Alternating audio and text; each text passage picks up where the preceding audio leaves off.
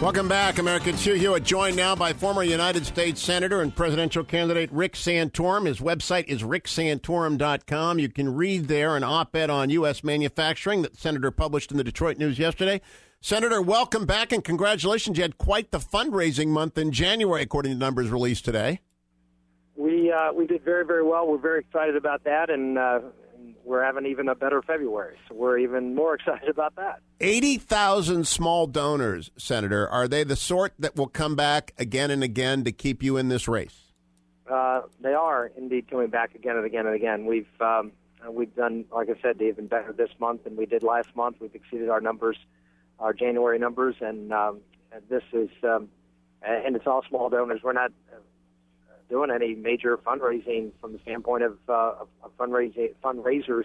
I'm out here on the road. I'm here in Arizona, heading to a rally right now that we're going to be doing, and I spoke to a couple other groups earlier today. This is the campaign. It's the campaign. It's on the road, and we're counting on sort of living off the land of the folks who support our vision for our country and defeating this president. Now, this raises a general election issue, which is important, Senator. The president destroyed the public financing system of presidential elections 4 years ago when he blew off its promise to stay within those limits.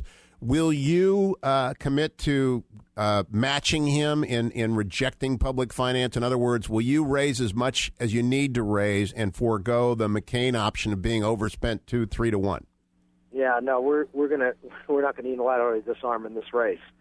We believe we can raise an incredible amount of money. I think the concern about the future of our country and the loss of freedom, and as we've seen in the past few weeks, this administration is willing to run roughshod over anybody or anything that gets in its way and its radical ideology. And we're gonna go out and rally the forces of what made this country great and believers in that. And we'll take Barack Obama on, and we will beat him. So you will blow off the federal offer of funding? I don't think there's any way that any candidate going into the fall election can limit themselves to that amount of money when Obama's going to have 2-3 times that amount. We've got to go for it and do what's necessary to compete against him. Was it a bad thing that he destroyed the system 4 years ago, Senator Santorum, despite his pledge not to do so? Look, Barack Obama plays by his own rules. He always does. He sets up rules for everybody else, and then when it doesn't fit his desires, then he goes and does things, well, the way we do things in America. We believe in freedom, and we believe in going out and taking it on. So here's a president who preaches a statist model, and the government should control things, and unless, of course, it gets in his way. And then if it gets in his way, he goes back to how America works, which is you go out and take on that responsibility, and you do it yourself, and you raise the money, and you make it happen. So I give the president credit for how he ran his campaign 4 years ago. He just isn't running the government based on that model. All right, Senator, I want to turn to your manufacturing piece in the Detroit News, talked about a zero tax rate for manufacturing. I support that. I'm not one of these Wall Street Journal folks who thinks that that's crazy to use the tax code to advance manufacturing. But a lot of conservatives in Washington, D.C. right now have opened up a war on the Export-Import Bank, of all things. You were in the Senate for 12 years. You know the XM. Do you think it's a good idea for it to exist to assist American manufacturers in the sale of their goods and products to developing nations around the globe? It has been beneficial. I understand that people are looking at ways in which we can shrink the size of government. I would say this, that certainly wouldn't be the first place I would look. That we need to understand that competing, and particularly in some of these smaller countries, is very, very difficult, and particularly for some of our smaller manufacturers, and that the Ex-Im Bank can be very helpful in that regard.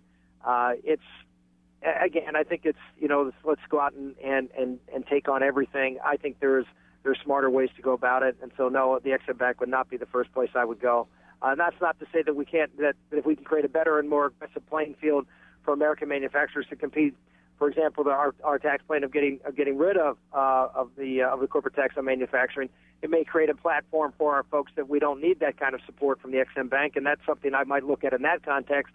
But as it currently sits, that's not where I would go. All right, now I want to turn to the debate tomorrow night. John King is moderating incredibly, and I like John King. He's a fair guy. He's very, very experienced, but he's moderating his third Republican debate.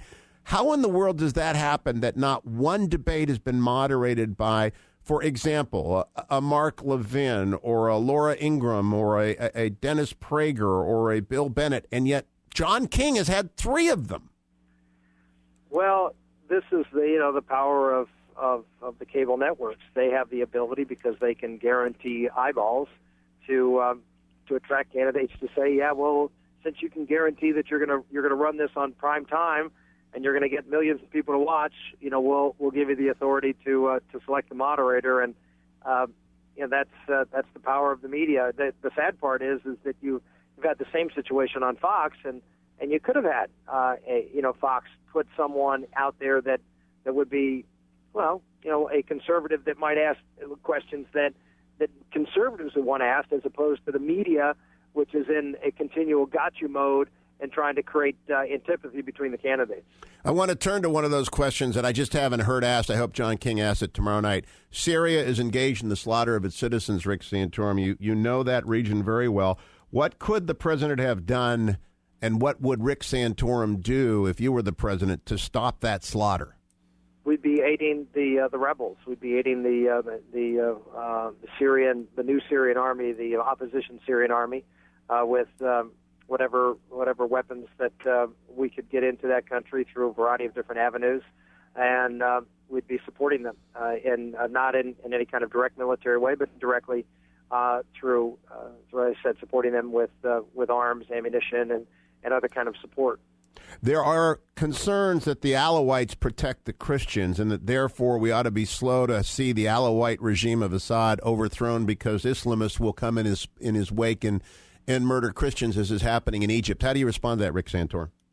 Well, this is a regime that is a puppet regime of Iran.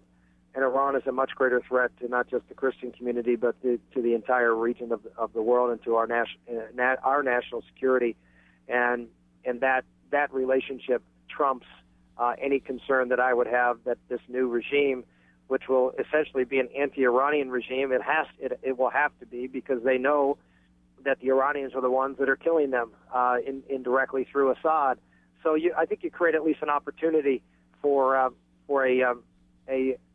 much friendlier, more pro-Western group that's in Syria than what we have today, and that gives me some hope that the Christian population there will be safe. Senator Rick Santorum, always a pleasure to talk to you. Thank you, Senator. RickSantorum.com, America.